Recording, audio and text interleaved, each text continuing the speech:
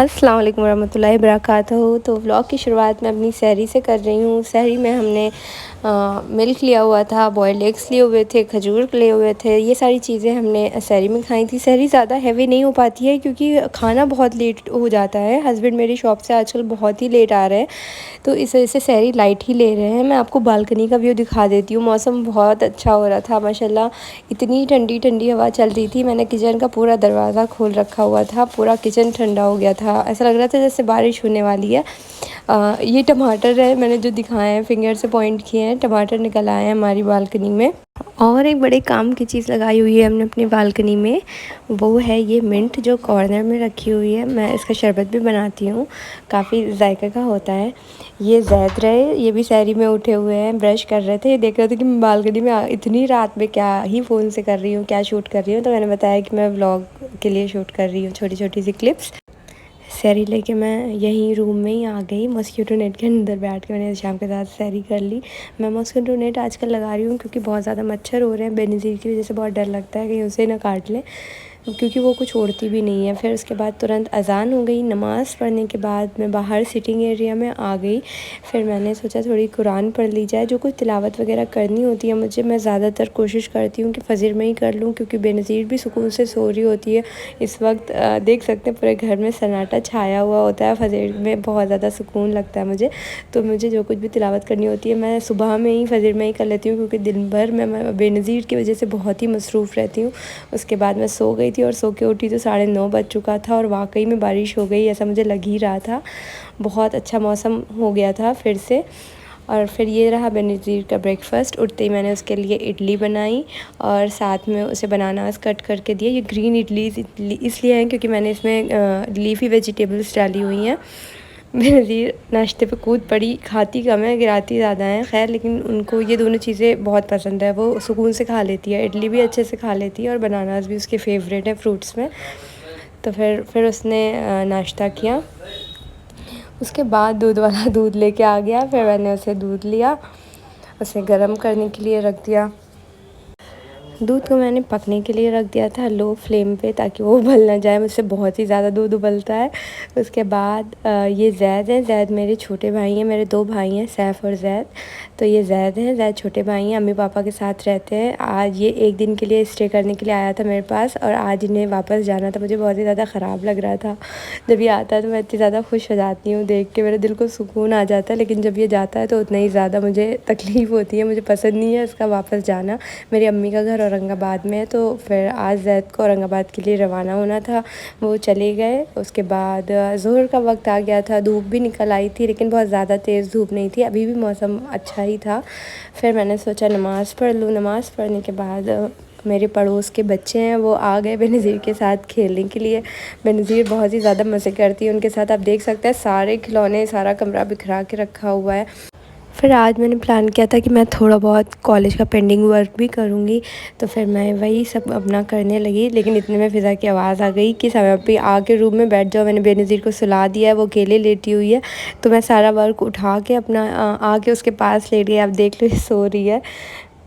मैं सारा अपना सामान लेके यहीं आ गई, थोड़ा बहुत काम किया। उसके बाद ये फ़िज़ा बाहर है, सारी की तैयारी होनी इनकी शुरू हो गई है। फ्रूट्स वगैरह फ़िज़ा के जहाँ 2-2:30 बजता है इनके फल कटने शुरू हो जाते हैं। अब बेनज़ीर भी जग गई थी। मैंने बेनज़ीर का खाना तैयार कर लिया था। ये लंच है उनका। इसमें मैंने उनको खिचड़ी दी हुई है, मूंग दाल की खिचड़ी है। इसमें भी मैंने थोड़ी बहुत वेजिटेबल्स डाल दी हैं। साथ में मैंने उसे दिया है पपाया। पपाया बच्चों के लिए बहुत अच्छा होता है और इनके ये बहुत अच्छे से डाइजेस्टिव सिस्टम के लिए भी काम करता है। इनके पेडियाट्रिशियन ने भी मुझे सजेस्ट किया है कि बेनज़ीर को पपाया रोज़ देना है, तो मैं कोशिश करती हूँ कि वो रोज़ किसी भी सूरत में पपाया का इंटेक कर ले थोड़ा बहुत। बेनज़ीर खाने को देख के कूद पड़ी जैसे सारा ही खा जाएंगी, लेकिन कुछ इन्होंने नहीं खाया। बहुत नाटक करती है ये खाना खाने में, लेकिन फ्रूट्स अल्लाह के शुक्र से थोड़े बहुत खा लेती है सुकून से। मैंने घड़ी पे नज़र डाली तो 3:30 बज रहा था, तो मुझे उलझन होने लगी। मैं किचन में पहुंच गई।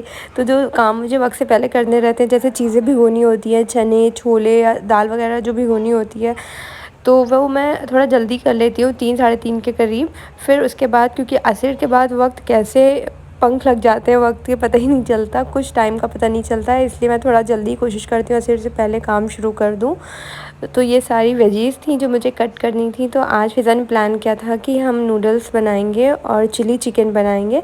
तो ये सारी वेजीज़ मैं उठा के कैबेज वगैरह लेके सारा सिटिंग एरिया में आ गई, बाहर आके सोफ़े पे बैठ गई। ये बेनज़ीर खेल रही हैं, फ़िज़ा का काम हो रहा है किचन में, वो इफ्तारी में लग गई है, कुछ ना कुछ बना रही है। मुझे अंदाज़ा नहीं है इस वक्त वो क्या कर रही थी। तो खैर मैंने सोचा मैं पहले सब कुछ काट लेती हूँ, फिर देखती हूँ जाके कि वो क्या कर रही है। 10 से 15 मिनट में मैंने सारी वेजीज़ को अच्छे से कट कर दिया। ये ज़ैना आ गई है बेनज़ीर के साथ खेलने, शर्मा गई वो मुझे वीडियो बनाता देख के।